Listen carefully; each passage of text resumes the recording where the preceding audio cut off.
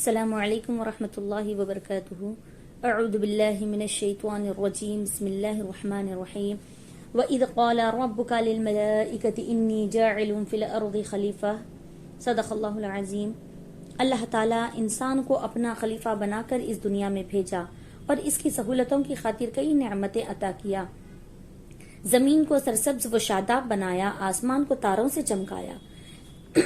انسان کی سہولتوں کی خاطر درند، چرند، پرند، جھاڑ، پہاڑ، ہوا، پانی سب کچھ پیدا کیا، مگر انسان کی ہدایت کے لیے انسان کا انتخاب کیا۔ اگر اللہ تعالیٰ چاہتا تو تمام بگڑے لوگوں کو سدھار سکتا، جیسا کہ ارشاد باری تعالیٰ ہے، ان اللہ علی کل شیء قدیر۔ بے شک اللہ تعالیٰ ہر چیز پر قادر ہے، لیکن اس کا منشا اور اس کی رضامندی یہی ہے کہ اس امر جلی کو انسان ہی کے سپرد کر دیا جائے، اور ہر قوم میں اللہ تعالیٰ نے ان کے لیے ایک رہبر جو ان کو دین کی باتیں بتاتے رہے اور بری باتوں سے روکتے رہے بھیجتا رہا۔ رسول کریم صلی اللہ علیہ وسلم نے جس وقت تبلیغ شروع کی، اس وقت پوری دنیا تاریکی میں ڈوبی ہوئی تھی اور ہر طرف کفر و شرک کی آندھیاں چل رہی تھی۔ انگلستان میں وحشی قومیں آباد تھی، اس کے اضلاع میں بتوں کی پرستش ہوتی تھی۔ فرانس میں جنگ و غارت گری کا بازار گرم تھا۔ قریش مکہ کے تو سر سے پانی گزر گیا تھا۔ تمام عرب میں شبانہ روز قتل ہوتے رہتے تھے۔ قبائل کی جنگوں کا غیر متناہی سلسلہ قائم تھا۔ کسی ایک گوشے میں بھی امن و امان کی خشکی موجود نہ تھی۔ کعبہ اقدس میں 360 بت رکھے ہوئے تھے۔ کسی کی جان لینا، کسی کو لوٹ لینا، کسی عورت کی عزت لوٹ لینا ادنا امور تھے۔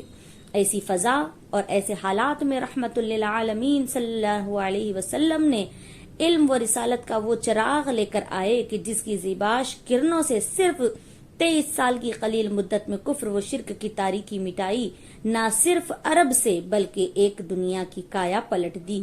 ویرانہ گلزار بنائے، کھنڈیرات محل ہو گئے۔ خداوند قدوس نے جبریل امی کے ذریعے پہلا سبق یہ پڑھایا تھا، بسم اللہ الرحمن الرحیم، اقرأ بسم ربک الذی خلق، خلق الانسان من علق، اقرأ وربک الاکرم الذی علم بالقلم، علم الانسان ما لم يعلم، صدق اللہ العظیم۔ اور دامن کوہ میں روح الامین نے وضو کر کے آپ کو نماز پڑھائی اور سکھائی تھی۔ یہ سب سے پہلا سبق توحید تھا۔ آپ نے گھر پہنچتے ہی تبلیغ کا سلسلہ شروع کر دیا۔ رسول اللہ صلی اللہ علیہ وسلم 3 برس تک چپکے چپکے تبلیغ کرتے رہے اور عبادت بھی۔ سب مسلمان ایک پہاڑی کی گھاٹی میں جا کر کرتے۔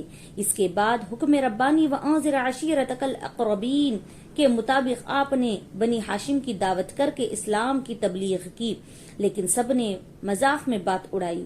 حضور صلی اللہ علیہ وسلم کی تبلیغ 2 طرح کی تھی، ایک تبلیغ خاص، دوسری تبلیغ عام۔ تبلیغ خاص ان لوگوں کے لیے تھی جن تک آپ کی بات پہنچ سکتی اور پہنچائی جا سکتی تھی۔ اس ذمہ داری کو حضور صلی اللہ علیہ وسلم نے بھرپور طریقے پر بذات خود ادا فرمایا، اور تبلیغ عام بعد میں آنے والے لوگوں، بعد کی نسلوں اور دنیا کے گوشے گوشے کے انسانوں کے لیے تھی۔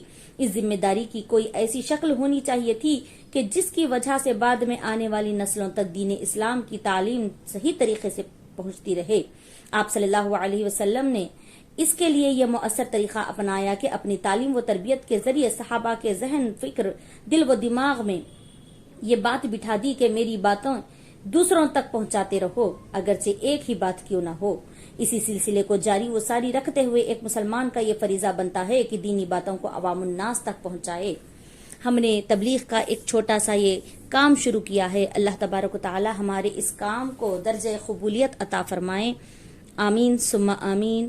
مع السلام ورحمۃ اللہ وبرکاتہ۔